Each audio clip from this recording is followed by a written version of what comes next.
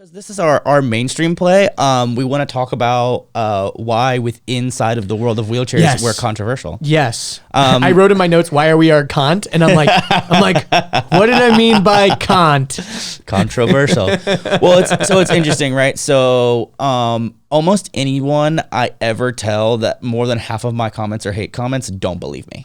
Yeah. They're like, that can't be true. Because what we're doing is so overly positive. Yeah. So this is what I've come to kind of figure out. So I have a spinal cord injury.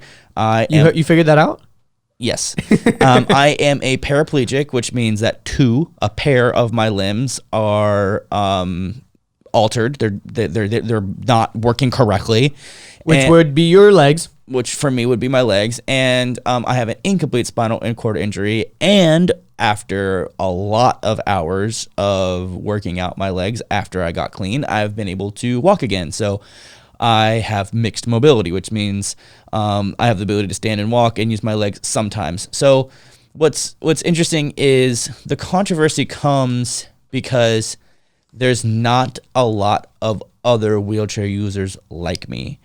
And True. And that's fine because I've got the perspective of like every kind of wheelchair user, except for like a quadriplegic or someone who was born with some type of spina issue, bifida or someone who's got some type of degenerative disease, or someone who's got some of like EDS or POTS or CRPS or any of the other issues and difficulties. But my abilities are more, I think, than most wheelchair users.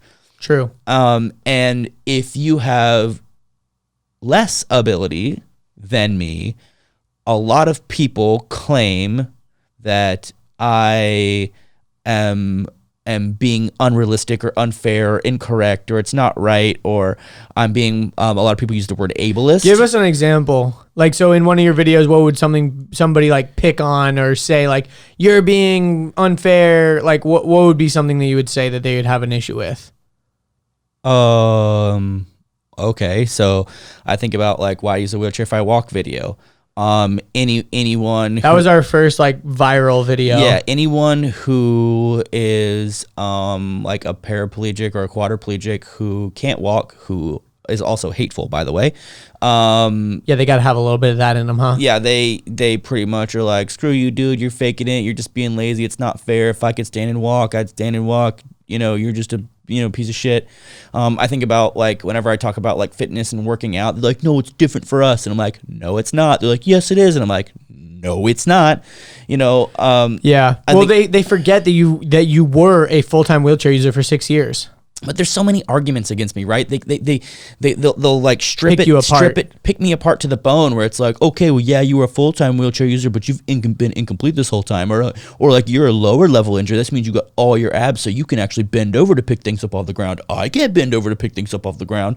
It's like, oh my God, are we trying to play the who's most disabled card over here? Yeah, and it's interesting because it's 50-50. That's not a game that anyone can win. By the way, like you can't win the fucking who's the most disabled contest. There's always going to be someone who has it worse off than you, whether they know it or not, because there's always going to be something that's that I hate that so much. We'll dive into this more, but this is also the same thing of like, you're not black enough, you're not gay enough, you're not trans enough, like you're not queer enough, you're not queer enough. It's like, what does that even mean? It's like there's always this argument. Everyone's just trying to like one up each other. Brian Regan has a bit about it. He talks about you can't go into a party telling a one wisdom tooth story.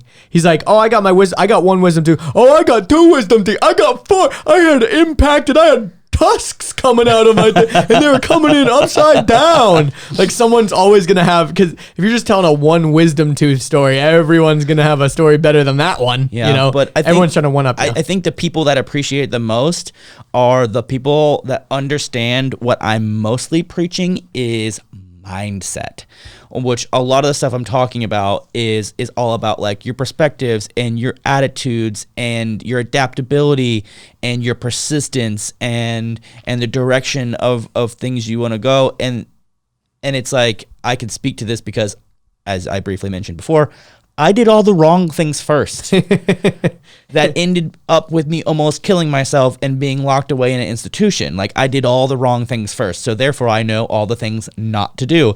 And then I had to learn how to do the opposite of what I did before. And how I did that was by whatever my first instinct was, whatever my first reaction was, I'm like, okay, do the opposite. Doesn't feel right, but I know that my first reaction is always wrong.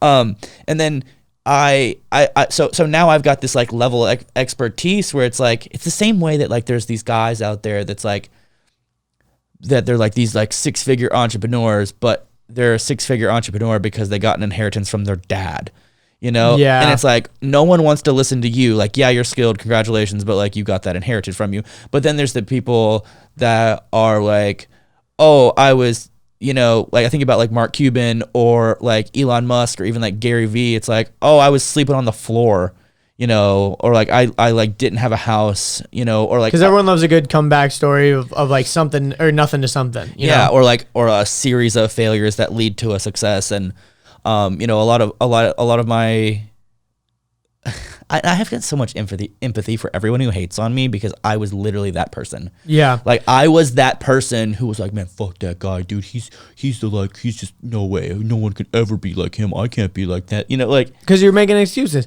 But the other thing that people don't realize is there's so many invisible things that you deal with that are way more visible to you than just the walking thing. Like, you've got bowel and bladder issues. You've got pain issues.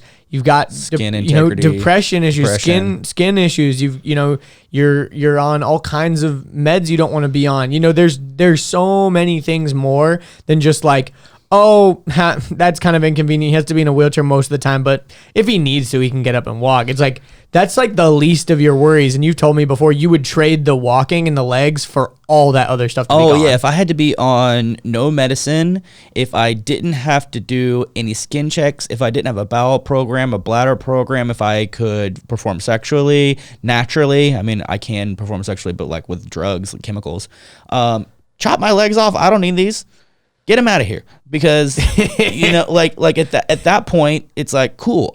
Because just like you imagine an iceberg underwater, it's like the top, which is the most visible, is like that's your legs, inability to walk, and that's all that people see. But underneath it, it's like skin breakdown, digestive problems, temperature control, blood pressure issues, spasms, skin integrity, bowel problems, bladder problems, like mental health, and then also perception by the public, you know, all this mental stuff that goes on. I think we've talked about it before, like some of the biggest struggles of wheelchair users has nothing to do with the legs. It's all mindset stuff, because you get treated differently and you perceive yourself differently and you put limits on yourself and all that kind of stuff. Absolutely. And that's some of the stuff that I think is going to be really cool. Again, I'm going to pimp out this podcast so much, is like, you listeners are now going to be able to hear my perspective as a person with a disability. And that one snuck out on me. That was a sneaky boy. As a person with a disability with mixed mobility, who at one point had no mobility, and someone who is an able-bodied person who's never had to deal with this stuff before.